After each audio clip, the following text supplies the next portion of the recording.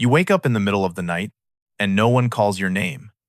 No familiar footsteps around the fire. No one hands you a piece of meat. Just you and the dark.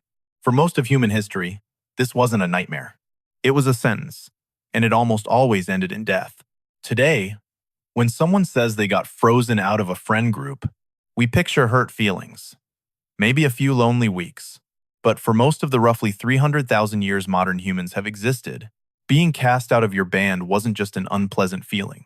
It meant losing access to food, losing shelter, losing the people who kept watch while you slept, and, in most cases, losing your shot at making it to next season.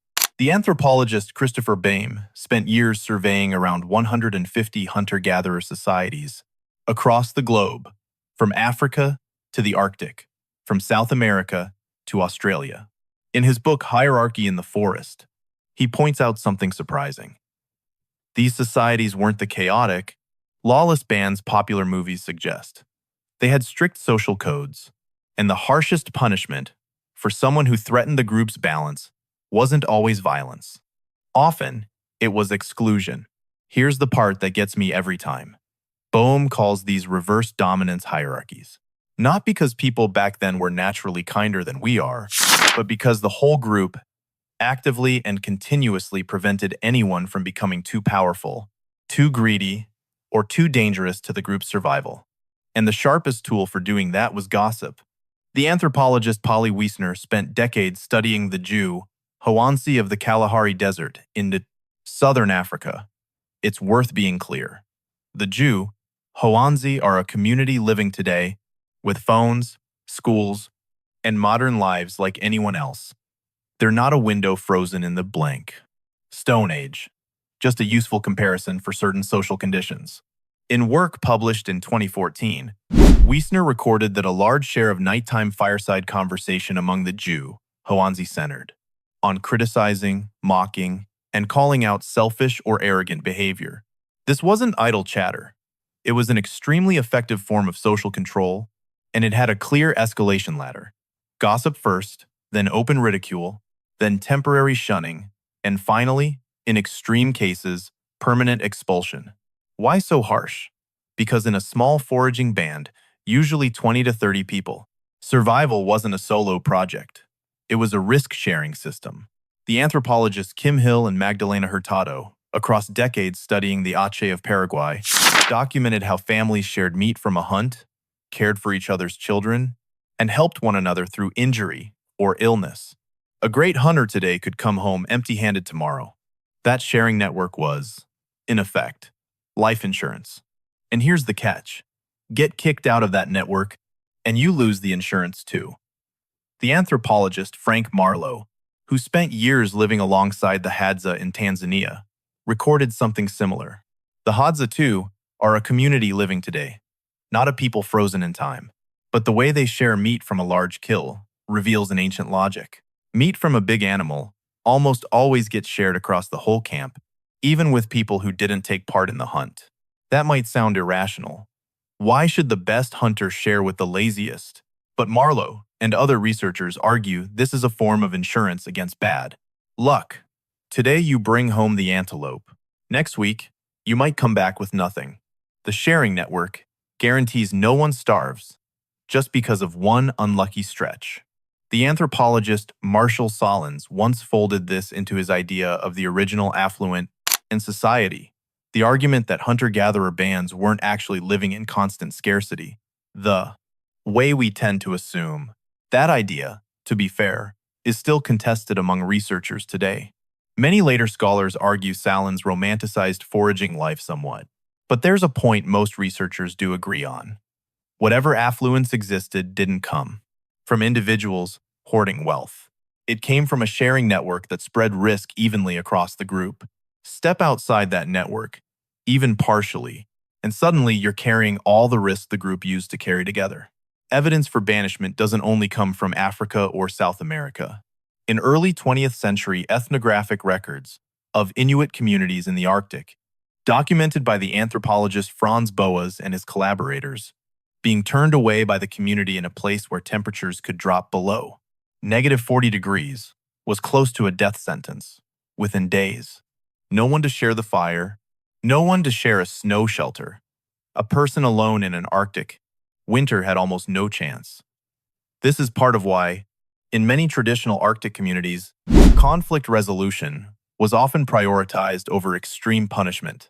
Banishing a member amounted to near certain death, and that made the whole community hesitant, unless the person's behavior genuinely threatened the group's survival. It's worth adding that expulsion was rarely the first step, and it wasn't always permanent either. Bohm emphasizes that most of the societies he studied had a whole ladder of punishments before full exclusion, and in many cases, someone temporarily shunned still had a path back if they changed their behavior, apologized publicly, or proved they could contribute again. This wasn't a system built to punish for its own sake. It was built to protect the group's survival, and letting someone return, if they genuinely changed, and fit that same survival logic, a repentant member was still worth more than an empty spot in the hunting party. The archaeologist Robert Kelly, in his synthesis Lifeways of Hunter-Gatherers, points out that a lone individual almost never has all the skills and resources needed to survive long-term alone in the wild. Hunting big game usually takes coordination. Night watch needs people to trade shifts. Raising children needs many hands. A person alone might survive a few days, maybe a few lucky weeks. Long-term, the odds fall fast.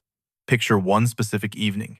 A man in the group keeps hiding his share of meat from a hunt, instead of splitting it with everyone else. At first, it's just glances exchanged around the fire, then remarks made just loud enough for him to hear. He gets called out, mocked in front of the whole group. An older woman retells something he once did, exaggerating it a little, and the group laughs. That's the punishment, no fists required. He ignores it, keeps doing the same thing. A few nights later, when the band moves camp, no one calls him to come along. There's no dramatic fight. No one shouts him away. It's just one morning, dew still on the grass. The group quietly packs up, and he's left behind at the empty campsite, beside the cold ashes of last night's fire. This is the most common form of punishment Bam records across the societies he surveyed, not execution, but quiet abandonment. Researchers still debate exactly how often expulsion happened in prehistory, since there's no camera footage from 30,000 years ago. The evidence mainly comes from two sources: ethnographic records of hunter-gatherer societies still living in recent history, and indirect inferences drawn from archaeology about Stone Age social structure. That's indirect evidence, not absolute proof. And that distinction deserves to be stated plainly rather than glossed over.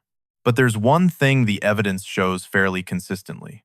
Social isolation isn't just an unpleasant feeling for the human brain. It's a survival signal.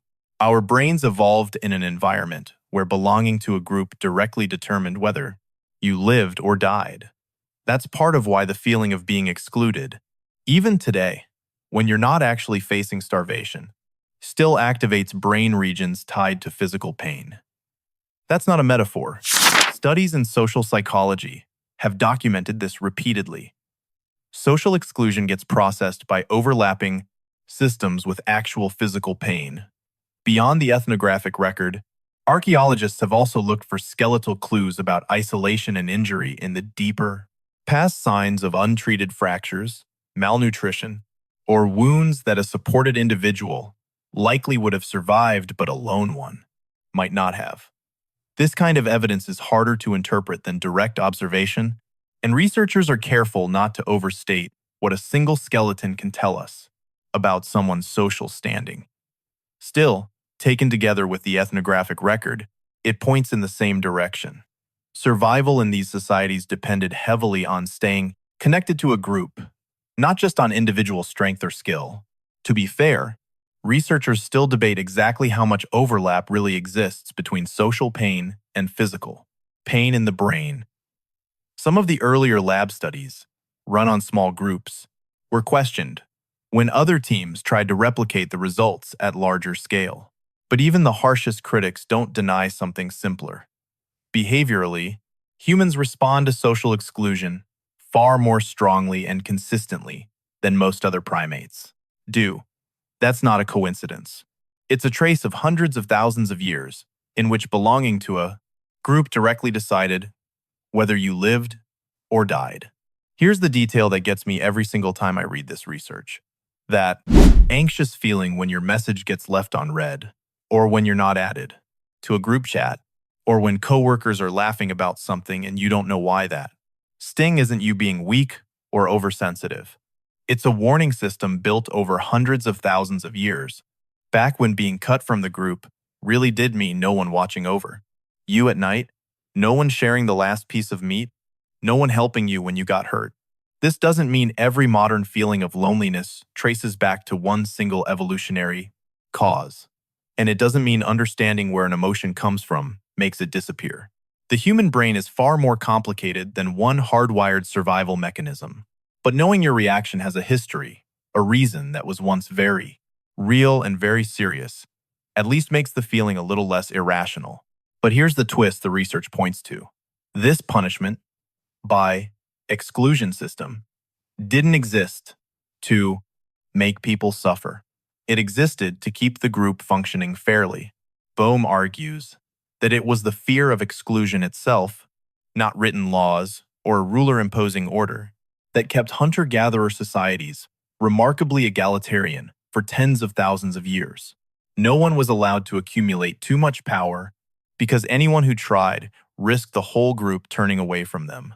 In other words, that fear you feel at the thought of friends drifting away or being left out of a conversation isn't a flaw in modern psychology. It's a direct inheritance from a system that once kept your ancestors alive by making cooperation far more appealing than selfishness.